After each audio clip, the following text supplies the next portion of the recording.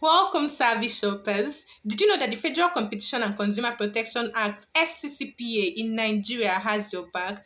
That's right. Let's dive into the exciting world of consumers' rights and see what protection you have when buying goods and services. Are you ready? Let's go. So there is this backyard attitude in Nigeria of people not refunding people's money or hiding behind a no refund policy if a product turns out to be defective or not as described. If you're this person, please stop. You're not a thief or an animal. It's a crime under the FCCPA. So imagine this. You've just unboxed a shiny new blender, but instead of whipping up smoothies, it makes it sound like a jet engine and stops dead.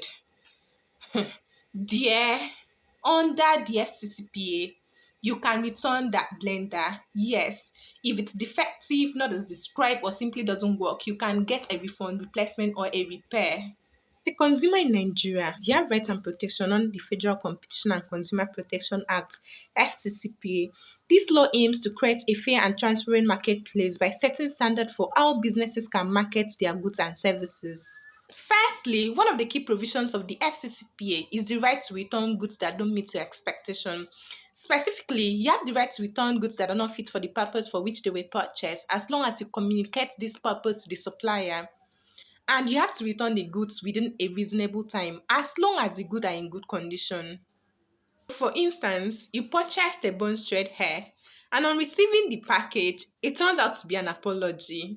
Dear, don't allow anybody to bully you into keeping the hair. You can return the hair and nobody can enforce a no refund policy on you. And when returning the hair, it should be in good condition as it was received. If you exercise this right, the supplier must either refund the purchase price or exchange the good for something of similar value. It is at your option. And if a business owner fails to comply with the provision of the FCCPA, they are liable to a civil liability and consumer lawsuit for damages. As a consumer, you can sue any business owner to abject penury if they do not comply with the provision of the FCCPA. Also, you have the responsibility to report any registered business owner to the Federal Competition and Consumer Protection Commission if they fail to comply with the provision of the FCCPA to straighten them out. So, dear Nigerian business owners, trying to hold on to people's money for a defective product is a scam. Oh. It's against the law, honey. The FCCPA will come for you if you don't straighten up. So, do all us a favor and stop being shady with people's hard earned money. It's not cute and it's not okay.